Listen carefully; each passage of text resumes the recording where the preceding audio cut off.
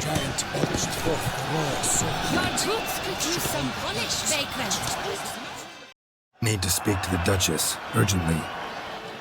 All right, you scamps. Store is done. Go find your parents. But the hammering. What about the story of Rittik and the dragon? The tales for another time. But take a good look at the man who stands before you now. This is Geralt of Rivia, the master witcher who lent his valiant hand to the defeat of the giant Goliath. Master Witcher, is it true virtue always trumps villainy? Yeah.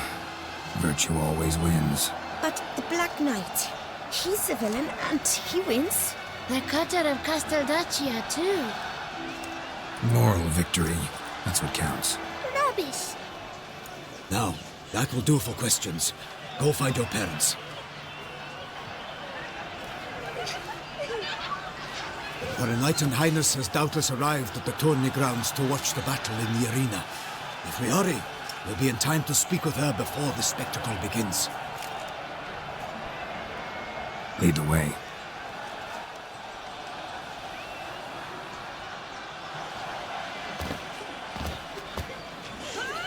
Who's fighting? Nilfgaardian gladiators? Close, but not quite. As we'll soon see. Someone's gonna fight a Shalmar? With all some bells on its tail to confuse it, slow it down? Whatever is the problem? The beast is a gift from the Emperor, no less.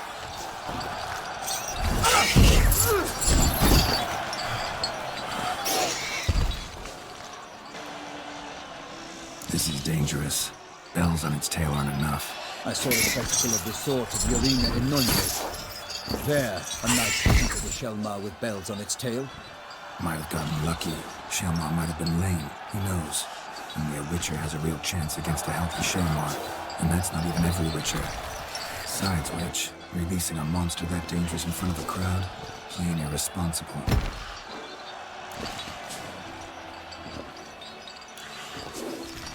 Who's going to fight the beast? Guillaume, the young man you met. Yeah. Mentioned he'd promised his heart's captor a monster trophy. Great love demands great sacrifices. Let's go.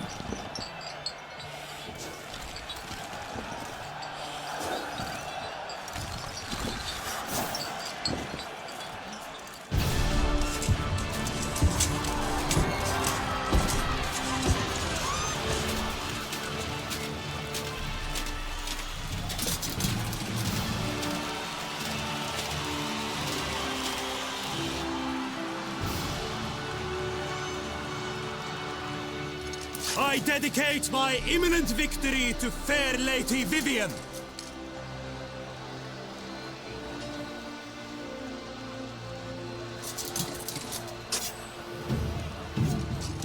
It's begun. The fight shall have to end first. We must wait.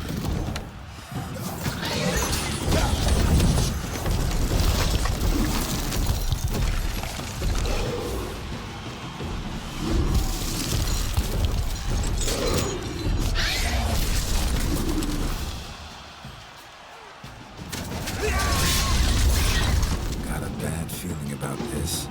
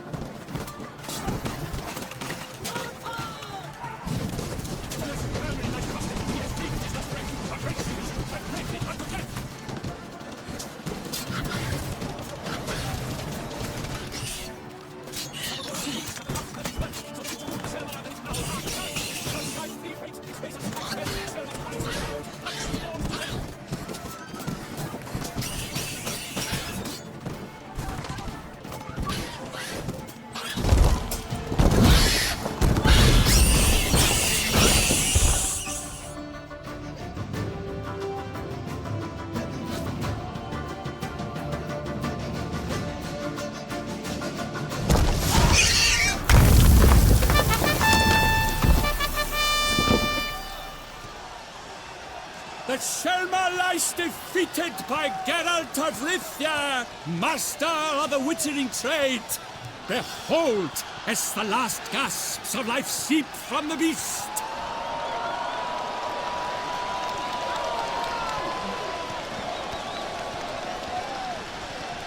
Master Geralt, do what you must. Finish the deed!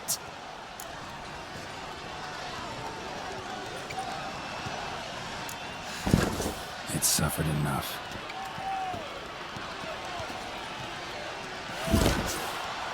The monster lies slain! The fight is done! Praised be the victors!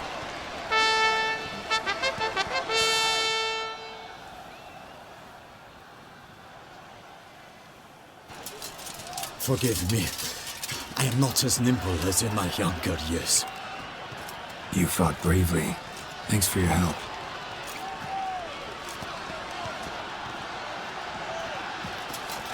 Guillaume. The lad came damned close to dying. I'm fine. Not hurt at all. Vivian? Smile as befits a hero and keep silent. Speech clearly paints you. She approaches.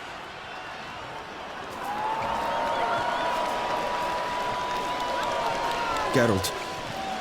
We must talk. Vivian. You shall talk later, in the medic's tent. Geralt, magnificent, breathtaking. Your Grace. We knew that to summon you was a brilliant idea. We are delighted, ravished to have struck upon it. And I'm truly, honored. See to our young hero. Hop, hop. For we must make off with Geralt. We should talk. We had been long awaiting your arrival. Had nearly lost hope. Then suddenly, that entrance, so spectacular.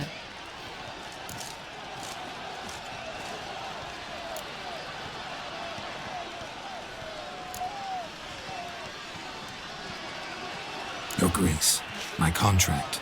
I'd like to discuss it. Naturally, but not here. We shall need Damien. He led the investigation pending your arrival. But wherever could he be? Come, we must find him.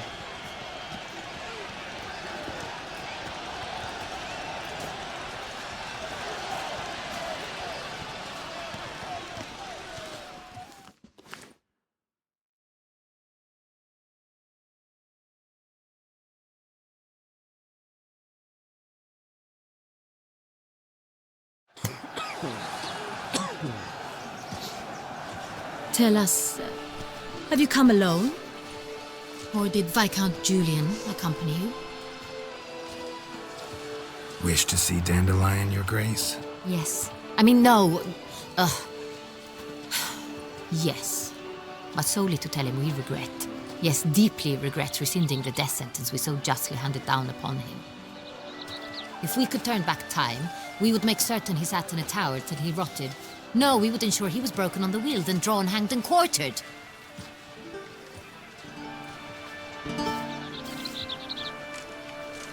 Ah, the very man we would entrust with these tasks. Damien de la Tour, captain of my personal guard. Your Grace. Witcher. Greetings.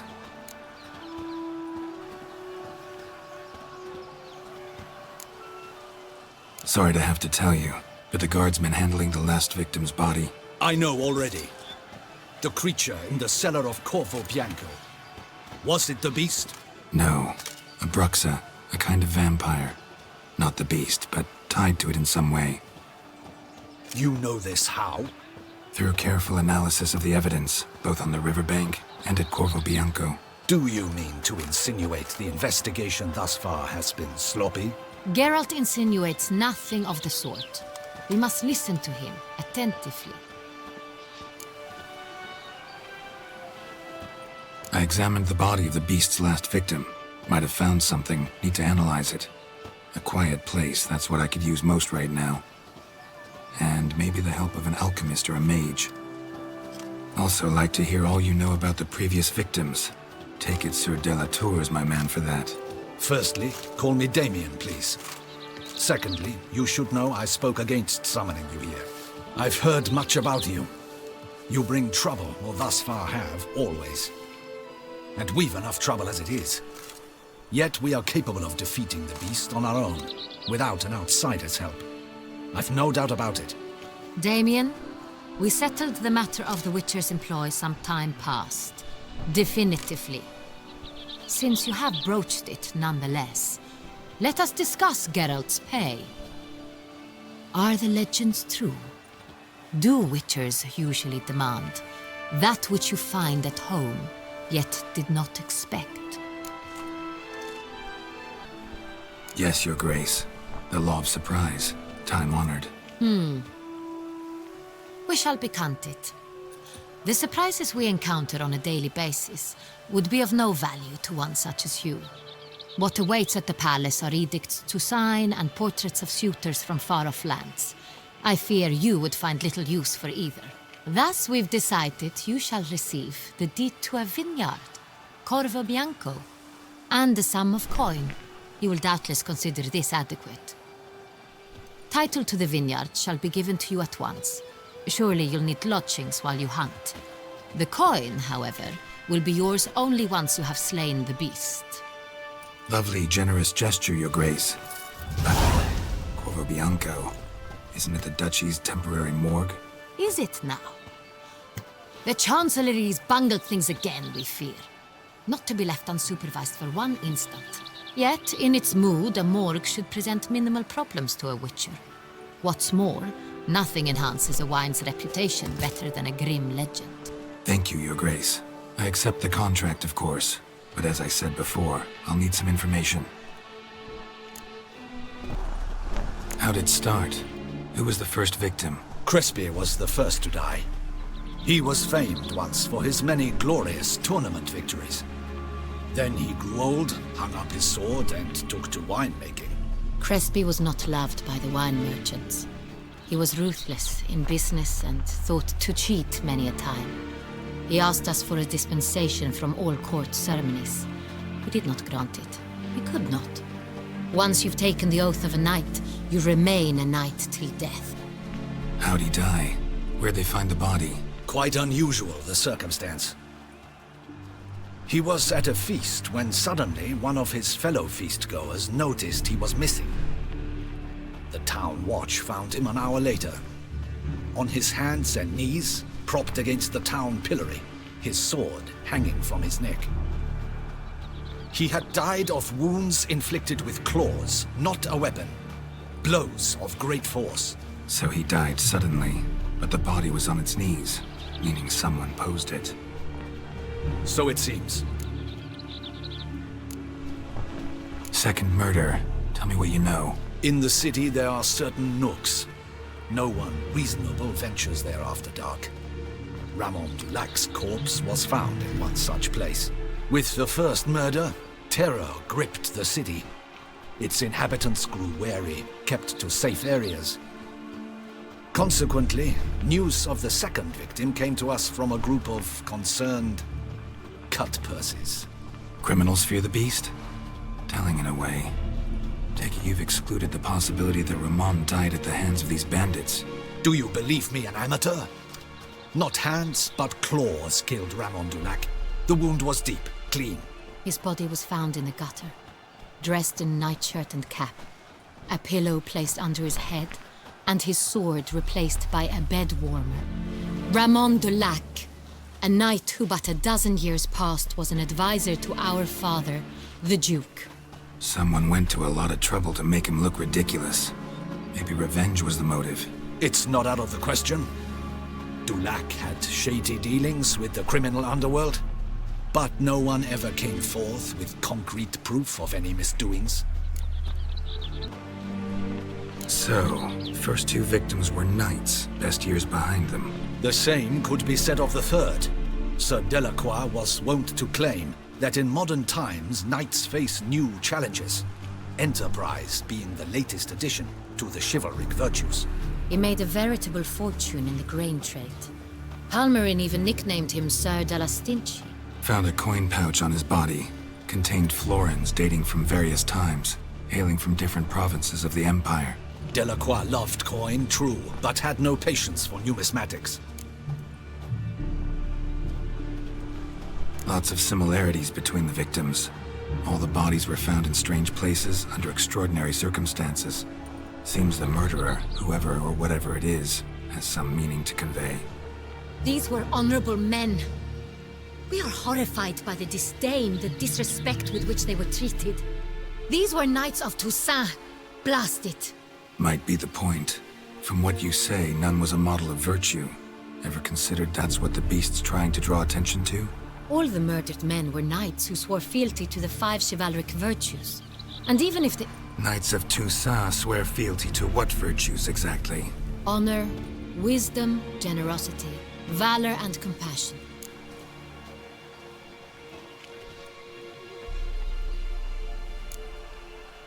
Five virtues. Why are they so important to your knights? Strange question. Your Grace, forgive me. I'm a foreigner trying to understand another land's customs. You are forgiven. According to legend, the virtues we cultivate were bestowed upon us by the Lady of the Lake. How we truly came to espouse them, none remember. In Toussaint, we believe men of low birth should be simple-hearted and obedient. We expect much more, however, of our knights. They are to be soldiers and courtiers, lords and servants. Thus, the need for clear moral guidelines. At the time of his dubbing, a knight vows to demonstrate throughout his life honor, wisdom, generosity, valor, and compassion. Beast seems to be pointing up moral decay, denouncing it. Victims were all humiliated. Might have been murdered to emphasize their lack of specific chivalric virtues. Honor compromised by the pillory. Wisdom by ridicule. Generosity by a coin pouch shoved down a throat. It seems to fit, true, though not perfectly. Can't discount the theory if it's on the lips of everyone in town. Say our reasoning's right. Next murder will be just as showy and denounce the victim's lack of the fourth virtue, valor. We can also assume that victim will be an elder knight. Let's think. At the moment, all the knights are either at the tourney grounds or in the palace gardens. Our annual hare hunt shall begin there shortly. Have you heard of the custom? Milton mentioned something. Seemed excited to prance around in a bunny costume. Not sure why. Hang on. Strange circumstances. A knight advanced in years. The famed cowardice of rabbits. Could it be that simple? Is Milton de Peyrac-Peyren the next victim? Milton also knew Delacroix. Told me so down by the river. Damien! To miss something so obvious. De Peyrac-Peyren, Crespi, Delacroix, and Delac formed a knightly team. It was years ago, but...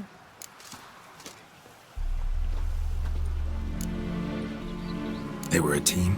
They were close friends, tightly knit, and as such earned the trust of our father, the Duke. We often witnessed him turn to them with delicate matters. Later, their paths diverged. Unlikely to be a coincidence. Beast must know it too. It's a lead, I'm sure. Your Grace, we need to find Milton, immediately. Rather problematic. You see, the garden entertainments are due to start, and he's disguised as the hare, hiding somewhere, waiting for some tipsy courtiers to find him. The hare's hiding place is a carefully guarded secret. We must call off the game, at once. First and foremost, we must remain calm. Damien, order the garden searched immediately, but discreetly. By no means can we disrupt the festivities. Panic will only incite the beast to strike sooner. And you, Witcher, follow me. My gardens, my night, I shall take the fall. A murder is out of the question. I will not allow it. Not near my palace. Horses? Ready our horses!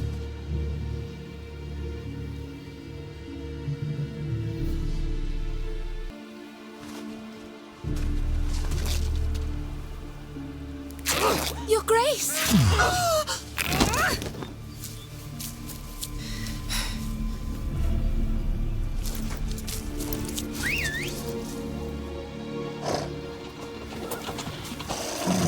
What the hell? Why, I should... Your Highness, Mind it doesn't get wrinkled. Onward!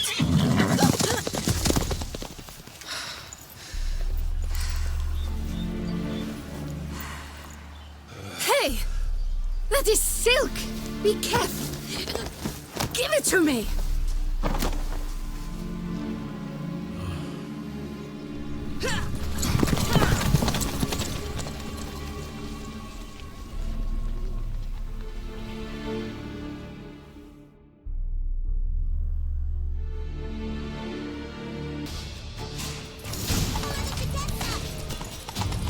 Your Grace seems right at home in the saddle.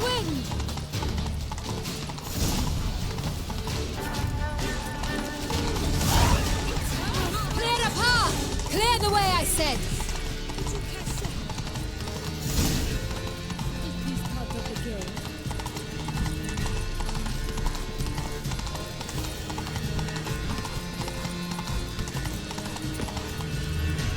Slow now. Just round the corner!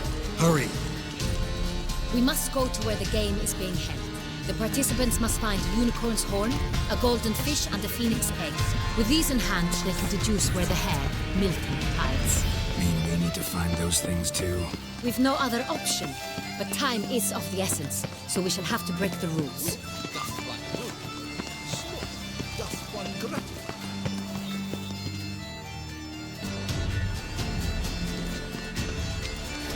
On second thought, through here.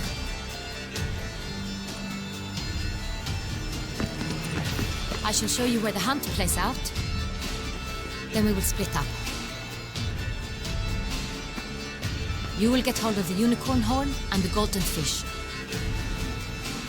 While I nab the phoenix egg. That will be quickest.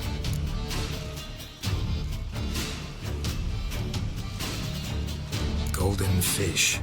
Do I need a rod or a net? Please, Garrett. It's not a real fish. Look there, towards the water. See the lights? The hunters are trying to hook the fish from boats. You must simply dive in and find it. The unicorn. How do I catch it? It's terribly skittish, true, but I'm sure you will find a way to earn its trust. It runs around over there, look. The golden fish and the horn both contain things or clues that will help us find Milton. Once you have fish and horn, find me among the other phoenix egg hunters. All clear? Then let's get to it.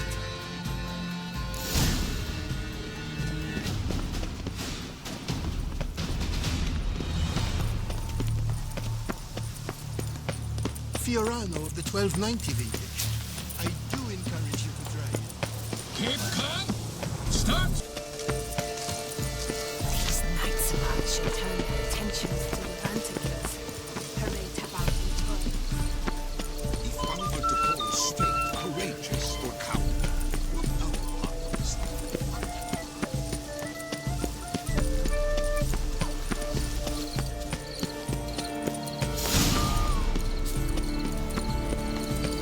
Golden fish should be easy to spot once I'm under.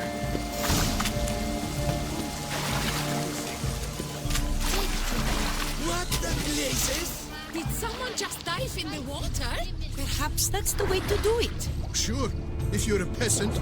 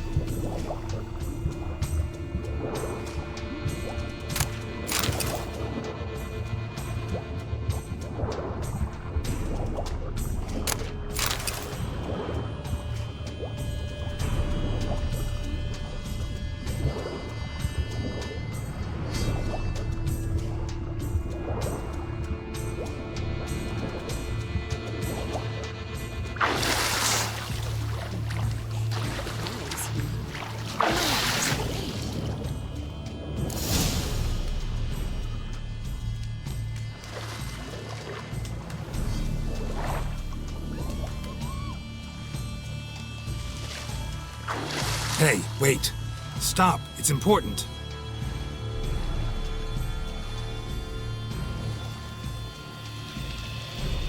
King Cormorant, sire, accept this offering we bring. Prithee cast upon us your merciful eye, and bear before us its secrets. As the moon is heavenly coursed of trace, in my domain I await that moment of grace, when a soul of good or ill repute brings me a gift, fitting tribute.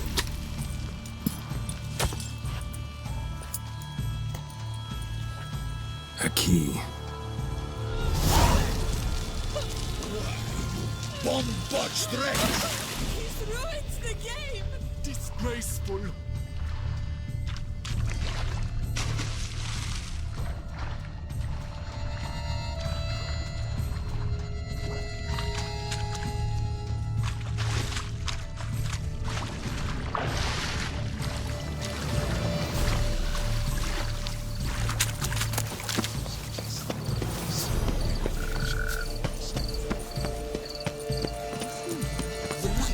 Positively useless. She can't possibly see.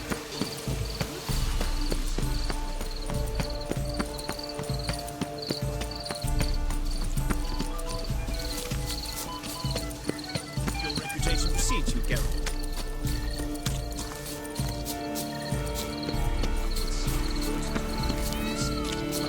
This is no true.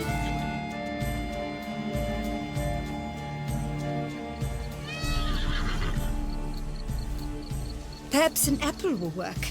Or some sweets. We would not be in this predicament, dear sister, were you still a virgin.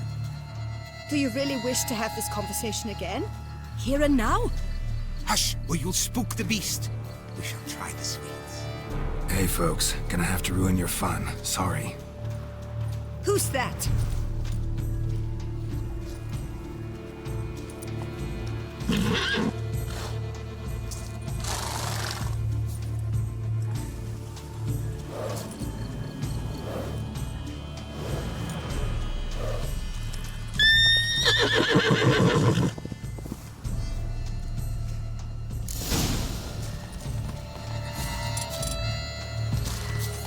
Come on, stay calm.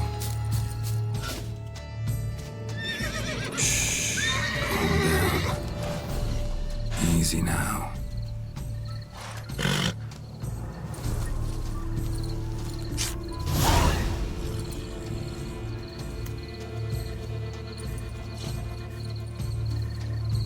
Well, that's hardly fair. Flagrant cheating is what it is! Sirs, we must teach this scamp some proper sportsmanship. Listen, didn't break any rules. True, he won fair and square. We were unlucky, that's all. We must try to grab the next clue.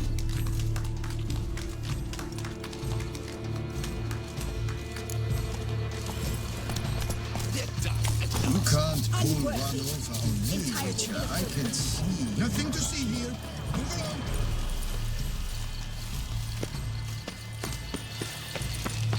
But you pray.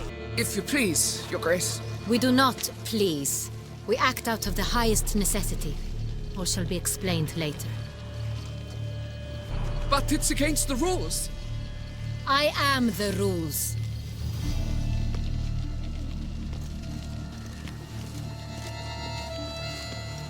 Geralt! At last. Got a key and a clue. And I've another. Show me yours. Who wrote this drivel? I begin like a crone, hollowed out with ease, then end like a mouse, with a head of hard cheese. Is it about someplace really cramped, uncomfortable? Because it mentions groans and a mouse? No, false hints, I think. Meant to lead us astray. Look, if we take groan, hollow it out and fill it with ease. The letters, that is. We get green.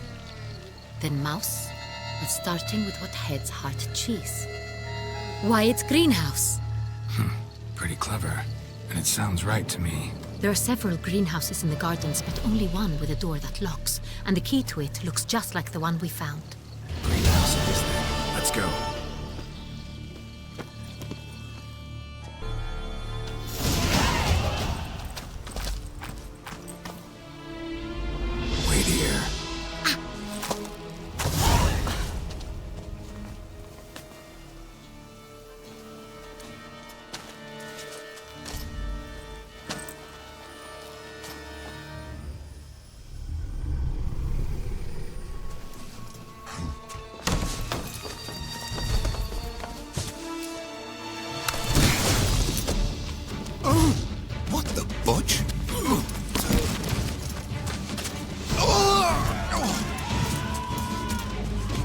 What was that?